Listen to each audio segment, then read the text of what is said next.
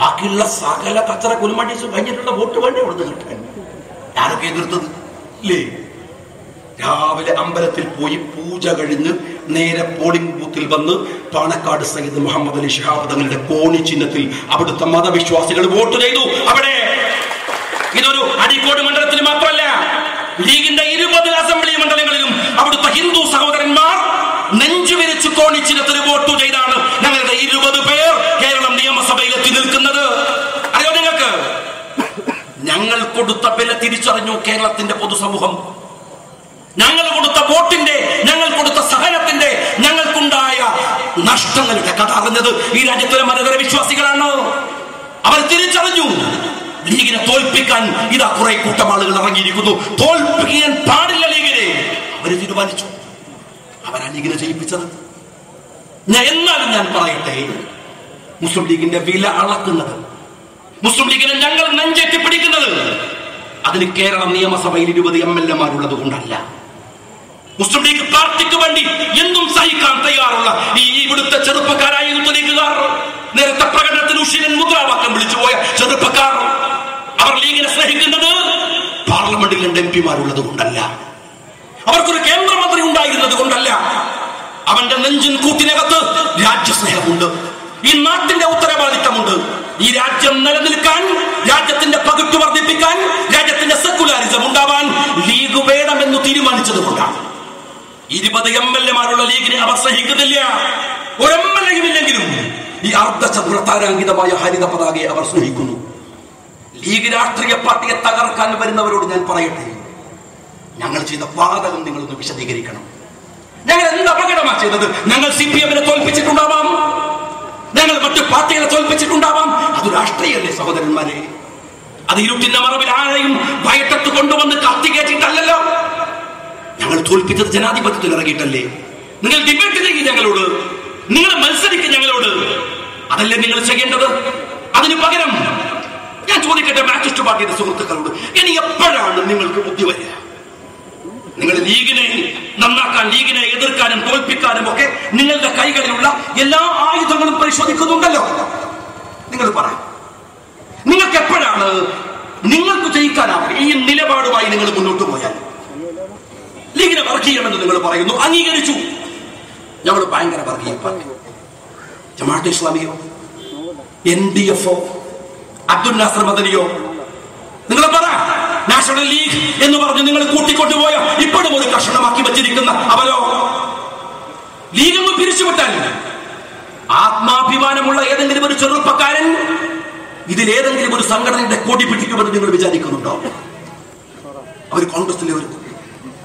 League party പിരിച്ചുവിട്ടാൽ അവർ കോൺഗ്രസിൽ വരുമോ? അവർ CPM-ൽ വരുമോ?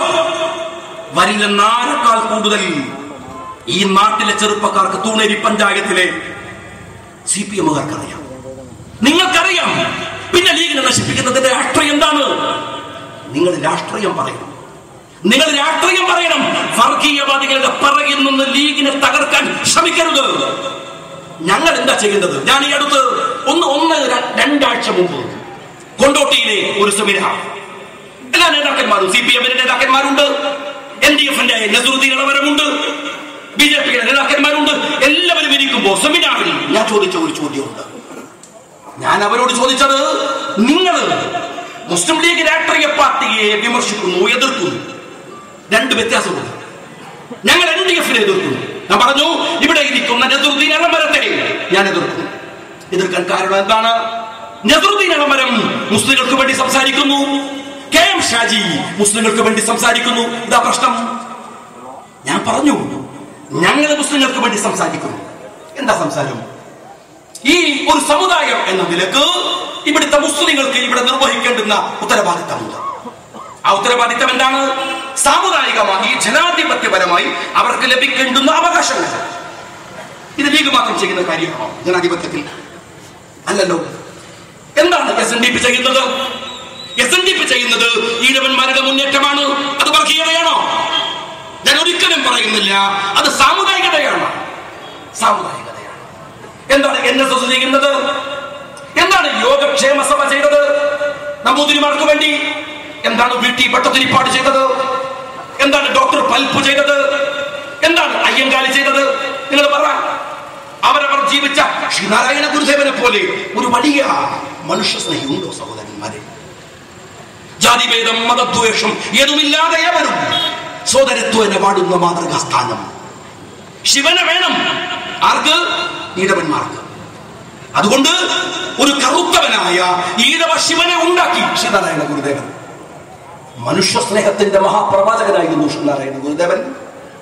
അദ്ദേഹം വർഗീയവാദിയല്ലോ, പക്ഷേ ഈഴവൻ എന്നതിന്റെ പേരിൽ ഒരു ഇന്ത്യൻ പൗരൻ എന്ന നിലക്ക് ജനിച്ചു വീണ സമുദായത്തോട്, കുടുംബത്തോട് പ്രതിബദ്ധത കാണിച്ചു. CH പറഞ്ഞു ലീഗിനോട് പ്രതിബദ്ധതയൊക്കെ ആവാം, പക്ഷേ മറ്റൊരു സമുദായത്തിന്റെ തലമുടി നാടിയുടെ അവകാശം നിങ്ങൾ കവർന്നെടുത്തുകൊണ്ടാവരുത്. ലീഗ് ഒരുപാട് നേടി എന്ന് CPM പറയുന്നില്ലേ? ഞാൻ കേരള നിയമസഭയിൽ അംഗമായി ആദ്യത്തെ പ്രസംഗം നടത്തുമ്പോ നിയമസഭയുടെ രേഖകളിൽ അതുണ്ട്, നിങ്ങൾക്ക് പരിശോധിക്കാം. വിവരാവകാശ നിയമം അനുസരിച്ച് നിങ്ങൾക്ക് രേഖ കിട്ടുമല്ലോ.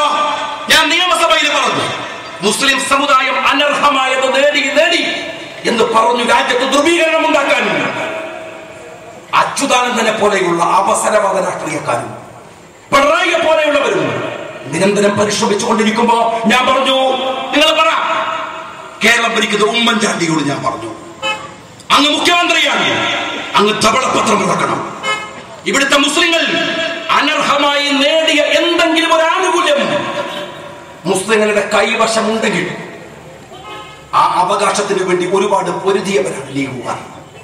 അതിനുവേണ്ടി മജീദിനെയും റഹ്മാനെയും കുഞ്ഞിപ്പയെയും നിരവധി രക്തസാക്ഷികളെയും ഉണ്ടാക്കിയവരാണ് ലീഗുകാർ.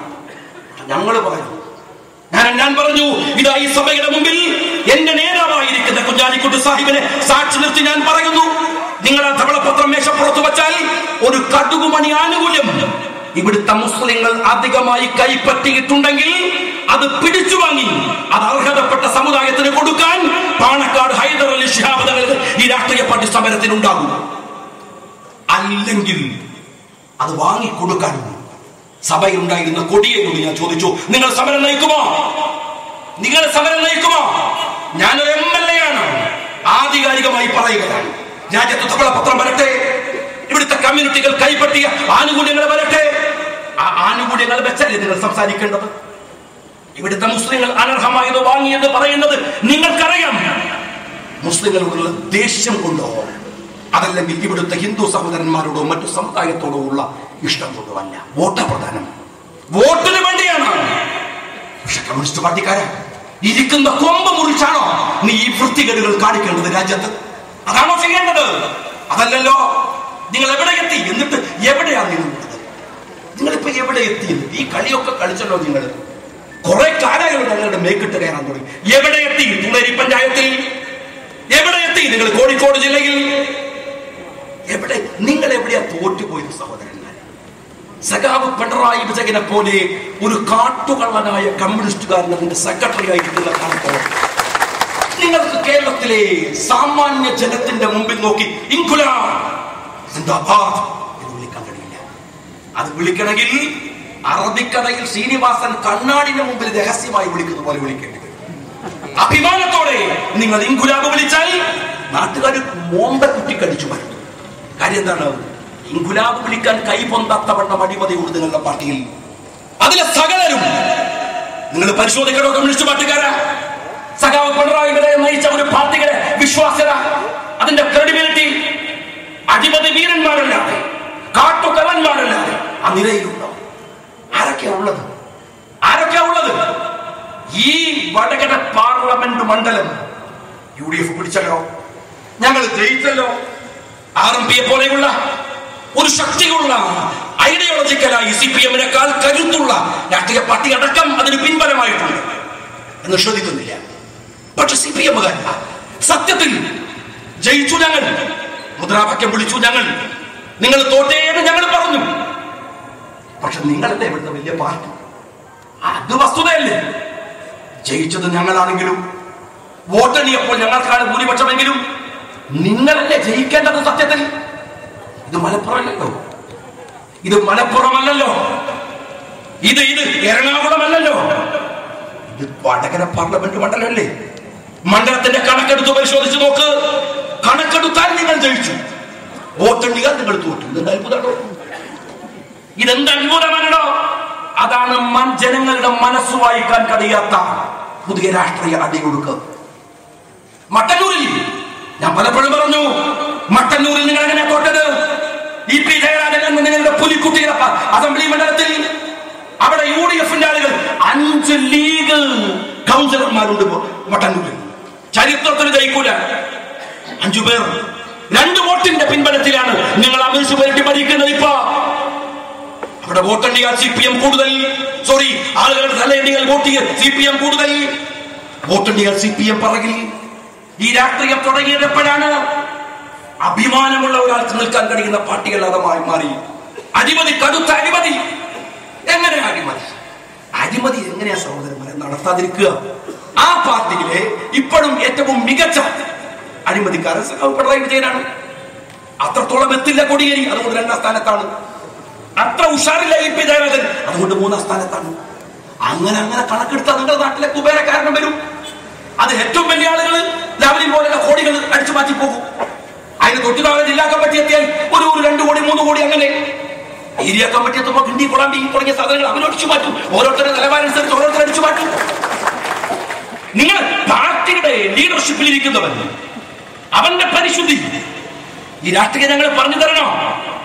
ഇന്ത്യൻ യൂണിയൻ മുസ്ലിം ലീഗ് ഒരു പാർട്ടിയെ നയിക്കുമ്പോ അതിന്റെ ലീഡർഷിപ്പ് കാത്തു സൂക്ഷിക്കുന്ന വിശുദ്ധിയുടെ, രാഷ്ട്രീയത്തിന്റെ കറപുരളാത്ത മാന്യതയുടെ ഒരു രാഷ്ട്രീയ സമവാക്യമുണ്ട് കമ്മ്യൂണിസ്റ്റ് പാർട്ടിക്കാരാ.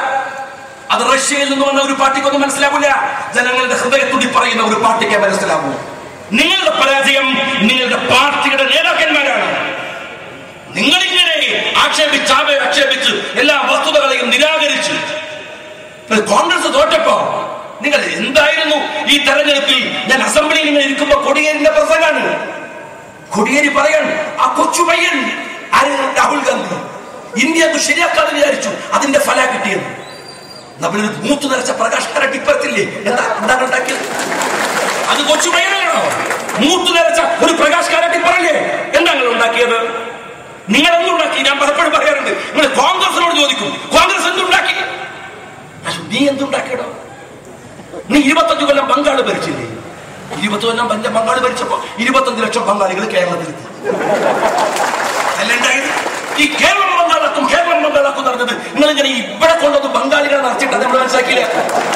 സകല സഖാക്കളും കേരളത്തിൽ എല്ലാവരും ഇവിടെ അല്ലല്ലോ ഉള്ളത്, എല്ലാവരും അല്ലേ? നീ ഭരിച്ചിട്ട് ബംഗാളിൽ എന്തുണ്ടാക്കി? നീ ഭരിച്ചിട്ട് ത്രിപുരയിൽ എന്തുണ്ടാക്കി? നീ ഭരിച്ച കേരളത്തിൽ എന്തുണ്ടാക്കി? ബംഗാളിന് സമാനമല്ലേ കണ്ണൂരിന്റെ ഉൾഗ്രാമങ്ങൾ? നിനക്ക് സ്വാധീനമുള്ളിടത്ത് അവിടെ പള്ളി ഉണ്ടാക്കാൻ പെർമിഷൻ കൊടുക്കുന്നുണ്ടോ നിങ്ങൾ? എന്റെ മണ്ഡലത്തിൽ, അരീക്കോട് മണ്ഡലത്തിലെ അരീക്കൽ ഭാഗത്തെ അനുഭവം ഞാൻ പറഞ്ഞിട്ടുണ്ട്. പള്ളി പൊളിച്ചിട്ട് പരാതി കൊടുക്കാൻ ധൈര്യമില്ല അവർക്ക്. പള്ളിയിൽ നിന്ന് ബാങ്ക് കൊടുക്കാൻ അനുവാദമില്ല. അവിടെ ഞാൻ ജയിച്ചു വന്ന എന്റെ മണ്ഡലത്തിൽ ഞാൻ കണ്ടതാണ്. ഞാൻ ചോദിക്കട്ടെ കമ്മ്യൂണിസ്റ്റ് പാർട്ടിക്കാരാ, നിങ്ങൾ ശ്രമിക്കുന്നത് എന്തിനു വേണ്ടിയാണ്? ഇവിടെ നിങ്ങളുടെ പാർട്ടിയിൽ നിന്ന് BJP-യിലേക്ക് ആളുകൾ കൊഴിഞ്ഞു പോകുന്നു. ആശാസ്യമായതാണെന്നൊന്നും ഞാൻ വിചാരിക്കുന്നില്ല. കണ്ണൂർ ജില്ലയിൽ വ്യാപകമായി കാണുന്നു. ഞാൻ CPM-നെ സ്നേഹിക്കുന്നവന്റെ നെഞ്ചത്തു കൈവച്ച് ചോദിക്കട്ടെ, എന്താണ് ഇതിന്റെ രാഷ്ട്രീയം? നിങ്ങൾ പരിശോധിച്ചിട്ടുണ്ടോ? ലീഗ് ഒരിക്കലും CPM-നെ അന്തംഗമികളായ കമ്മ്യൂണിസ്റ്റുകളെ പോലെ എതിർത്തിട്ടില്ല. ലീഗ് CPM നശിച്ചു പോട്ടെ എന്ന് പറഞ്ഞ് ഞങ്ങൾ എതിർത്തിട്ടില്ല. CPM രാജ്യത്തിന് അപകടമാണ് എന്നും ഞങ്ങൾ പറഞ്ഞിട്ടില്ല. രാജ്യത്തെ ജനാധിപത്യ പ്രക്രിയയിലെ കൊച്ചു രാഷ്ട്രീയ പാർട്ടികൾക്ക് പോലും അതിന്റെ സ്പേസ് ഉണ്ട്. എല്ലാം കൂടി കൂടുമ്പോഴാണ് ലീഗ് മാത്രമുള്ള ഇന്ത്യ. വിഡ്ഢിത്തലടോ, അസംബന്ധല്ലേ? കോൺഗ്രസ് മാത്രമുള്ള ഇന്ത്യ അബദ്ധാണ്. ഇന്ത്യ ഒറ്റക്ക് ഭരിച്ച കോൺഗ്രസ്, ആ കോൺഗ്രസിനേക്കാൾ ഇന്ത്യയിലെ ജനങ്ങൾ ഇഷ്ടപ്പെട്ടത് കൂട്ടമായി ഭരിച്ച കോൺഗ്രസിനെയാണ്. ഇന്ത്യയിൽ CPM-ന് സ്പേസ് ഉണ്ട്. അത് നിങ്ങൾ തിരിച്ചറിഞ്ഞില്ല. നിങ്ങൾ എന്താ ചെയ്തത്? കേരളത്തിലെ ഏറ്റവും വലിയ ഹിന്ദു പാർട്ടി ഏതാണെന്ന് ചോദിച്ചാൽ അസന്നിഗ്ധമായി പറയാൻ സാധിക്കും, അത് CPM-ആണ്. കേരളത്തിലെ ഏറ്റവും വലിയ ഹിന്ദു പാർട്ടി CPM-ആണ്. അതുകൊണ്ട് കേരളത്തിലെ ഹിന്ദു കമ്മ്യൂണിറ്റിയുടെ സെക്യുലാരിസത്തിന്റെ മുൻപന്തിയിൽ നിൽക്കേണ്ടവർ നിങ്ങളാണ്. നിങ്ങൾ എന്താ ചെയ്തത്?